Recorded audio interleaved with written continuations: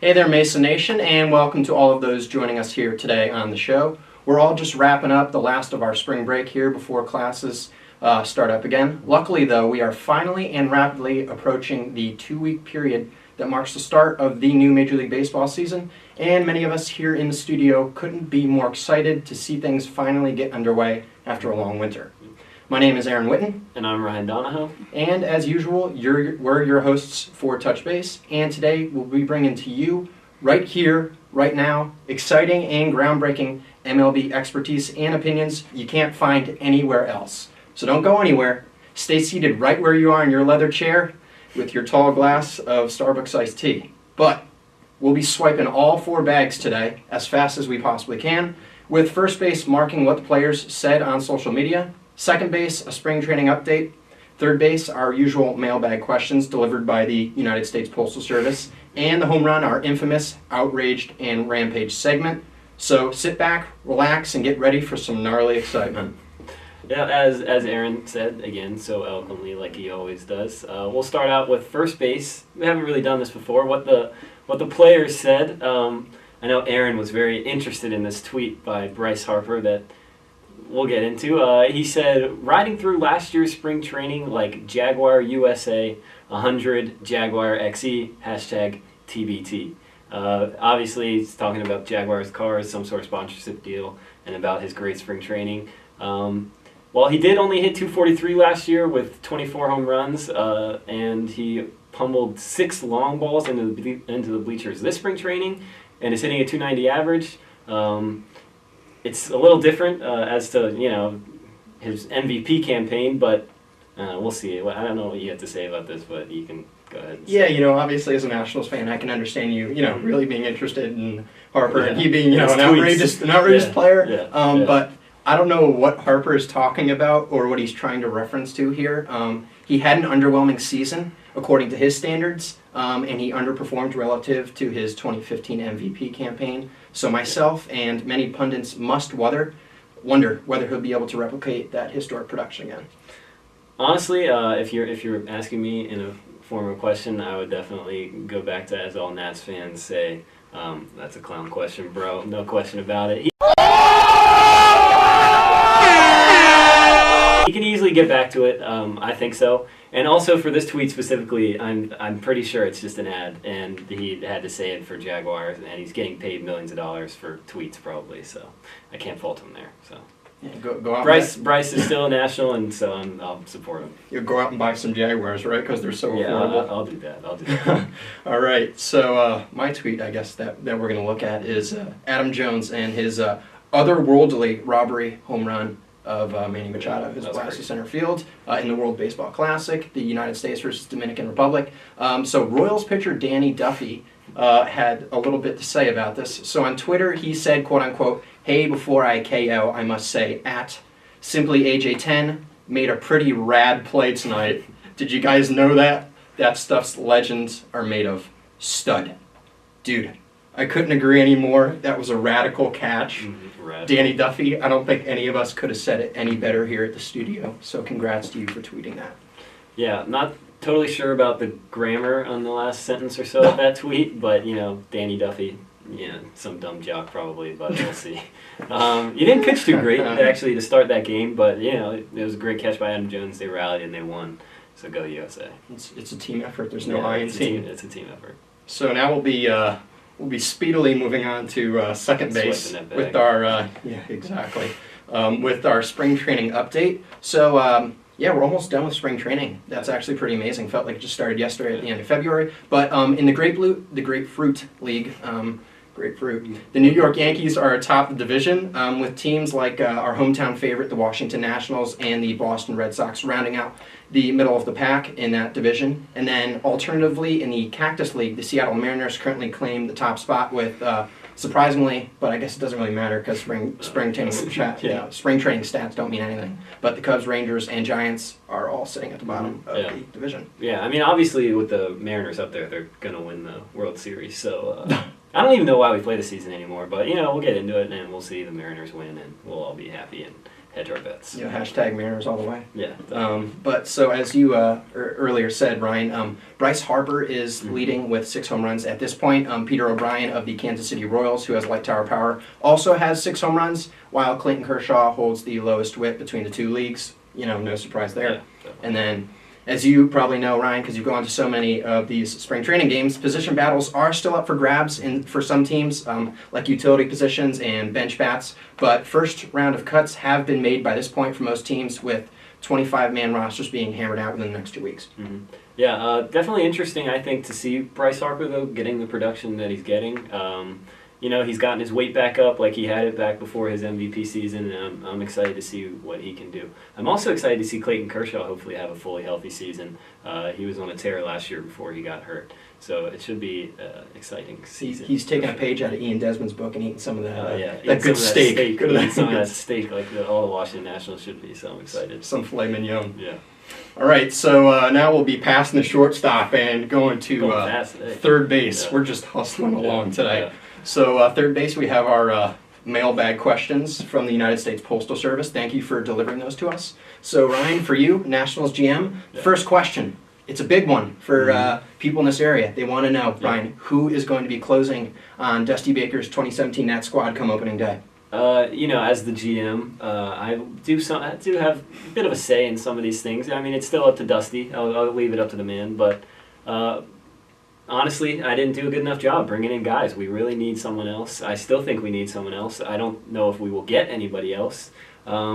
People are still saying Coda Glover every once in a while. I still hear Sean Kelly, too. People have talked about a closer by committee, which I don't know how I feel about, but I think it's one of those situations where the Nationals are a good enough team and they can get through the first month or two of the season still trying to feel out that closing position, and I'm just hoping that someone will step up and become a star in their own right. I don't know. I think they're good enough to win without one for the first few months, so we'll see how it goes, but they definitely, by the time the trade deadline comes around, if they don't have a closer that's been having a great year, or at least solid, then I think that they definitely need to make a move there. I mean, you do have Blake Trinan and Sean Kelly at the back of your bullpen. Unfortunately, you got rid of Felipe Rivero in the Melanson trade. Melanson, I think he was a bit overpriced. He signed that $60 million deal with the Giants, but nevertheless, he's a good closer. I mean, you could always, do an ingenious idea and take Strasburg out of the rotation and just put him back there for an inning or two, like Andrew Miller. I don't know how I feel about Blake Trinan, honestly. He's been a National for a long time. He can be a little wild at times, but, when you have a 98-mile-an-hour sinker, it's closer material. So if he could do it, great. If Coda Glover could do it, great. If Sean Kelly could do it, great. I don't care who does it. I'll do it if I could do it. As long as someone can go out there and close games, I'd be happy. So. And I think he's on the smaller side. So as you alluded in our first episode of season 2, that gives us hope for the small guys to throw some heat. It does give us hope for the small guys. Yes. We'll see. So our second question for you, Nationals GM Ryan. Both Bryce Harper and Manny Machado are slated to reach free agency at the end of 2018. That magnificent 2018 free agent class. So the question is, who gets the bigger contract and why? Right now, I would still say Bryce Harper gets the bigger contract. Not only for baseball reasons, I would say Bryce Harper gets the bigger contract because he is Bryce Harper, and everybody's been talking about this contract for years and years to come. Since he signed when he was 17 years old, they've been talking about this contract. Whereas Manny Machado has always been a stud, and he's always been coming up. He kind of just now has started to say, wow, this guy could be breaking some records with his new signing too. I think Bryce Harper has had the build-up to it, and he's got the MVP season, which is a better season than Machado's ever had, although his last season was great. If Bryce Harper can string in another 2 close to 2015 seasons in his last couple years on his contract, I think he'll definitely beat Manny Machado. I don't know if he can do it, but if I had to choose right now, I would still say that there's a good chance Bryce Harper gets more money than Manny Machado. But they're both going to be huge. They're going to be paid. If he gets that good contract, he can go out and buy as many Jaguars as he wants. He could buy as many Jaguars, and maybe he'll have to stop tweeting about them. So we'll see. That would be nice, but whatever. All right, so for Aaron, I've got questions of my own here delivered from the Postal Service. Do the reigning World Championship Cubs extend or let walk ace starter Jake Arrieta after the season?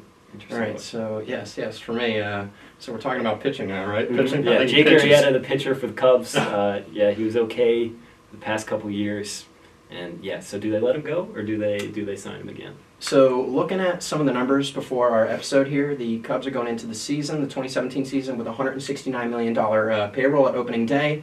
They're going to lose about $84 million of that over this next winter, so they'll be coming into the 2018 season with about $85 million on the payroll. That gives them a lot of flexibility. So I think because of, ever since they acquired him from Baltimore, because of the stats that he's able to put up, he's still 31 years old. He doesn't have that many miles on his arm. I think that Theo Epstein and Jed Hoyer, the Chicago Cubs front office, I think they do extend him. Of course, he's a Scott Boras client, so he's going to want a lot of money. Yeah. And we'll be talking about Scott Boras a little bit later in this show. Mm-hmm. But he put up, he had his worst season with the Cubs last season, a 3.1 ERA. Yeah. Heaven forbid. He had a 1.77 ERA that season before, and all of his stats included together for the Cubs, he's been about 50% better than league average. So I think he gets at least $150 million, and I think he gets it in the Cubs. And also a solid pinch hitting or DH option in the playoffs. He got the Silver Slugger last year. Definitely can hit some bombs off the bench there. Next question, though, for Aaron. A Red Sox question, so I'm sure you'd like it. Just like David Price, sorry, I screwed that up. Does Chris Sale endure an up and down rocky season in this first year as a Red Sox player, or does he kind of push past that David Price line that David Price has set last year with his abysmal season after that huge contract? What is Chris Sale able to do this year for the Red Sox? Yeah, so going off your point of an abysmal season for Price, I don't think many of us thought he was going to be that bad. I mean, he doesn't follow through. That's why he just straight up. But I mean, he came up with the Rays, so he's used to the American League East. I think maybe pitching in Boston, because it is a hitter's ballpark, that worked to his disadvantage, obviously. I'm going to go on a limb here and say that Sale's going to have a pretty darn good season. I think he's going to record an ERA below 3.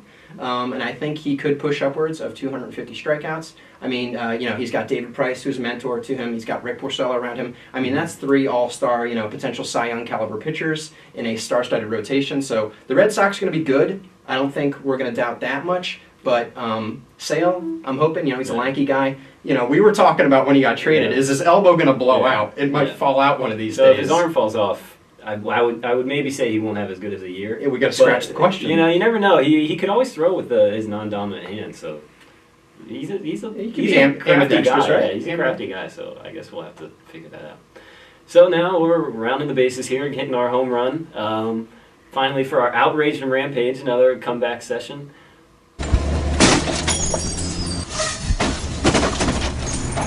I feel like I'm talking about Bryce Harper's tweets way too much on this show, but it's okay. So this past week, Nationals Twitter congratulated Bryce Harper, who we talked about earlier, on his 6th home run of the spring training season. And they said that by saying, congrats Bryce Harper on his 6th home run, he now leads the league in home runs. They didn't mention spring training, which is probably why they got the most flack, and people went after them on Twitter. If you look at the mentions, talking all about spring training doesn't mean anything, all this stuff, and it was just weird to me. I was just, I was borderline outraged and rampage when I just said, look guys, calm down, it's a Nationals Twitter account, he's hit a lot of home runs, Nationals could have a good year. We'll all see, especially if you're Nationals fans, you guys gotta calm down there. So give the Nationals Twitter account a break, please. Yeah, but I mean, he's a good player too. I think he led the league in home runs his MVP caliber season. Yeah, so. He did 42. Yeah, they can't be talking any and 330 trash. And yeah, he's a beast. Whatever. All right. Yeah, Nats go. Yeah, go somewhere else, guys. All right, and then for my outraged rampage, we're going to be talking about Aaron Sanchez, starting pitcher for the Toronto Blue Jays. His dispute between the Blue Jays and then Scott Boras got involved. So the dispute was over the renewal of his 2017 salary because he's not arbitration eligible yet. The team can renew his salary at league minimum, which is $535,000. The Blue Jays gave him the chance to get a minimal raise. They didn't say how much. But Sanchez was pretty much just downright unpleased with that minimal raise, and so was Boras.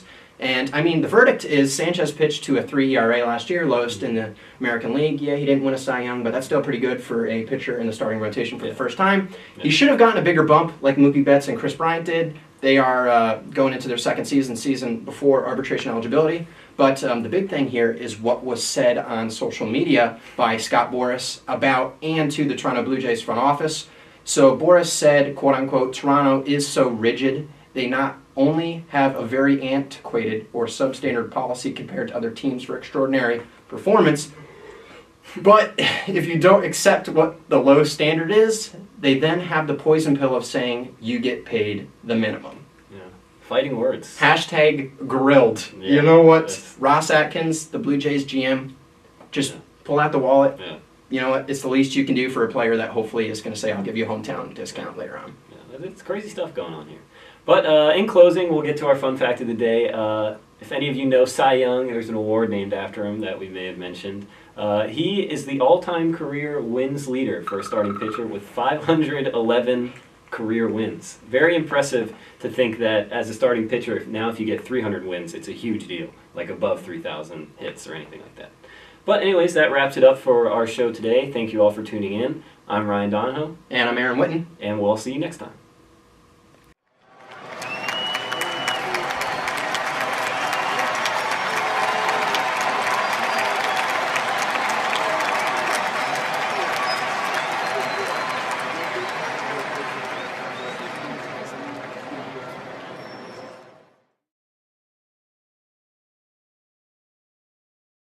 Thank you all for tuning in to this episode of Touch Base. Yeah, watch us on YouTube every week. Tune into channel 8.1 at 9:30 every day. And of course, tell all your friends. And thank you for watching Touch Base.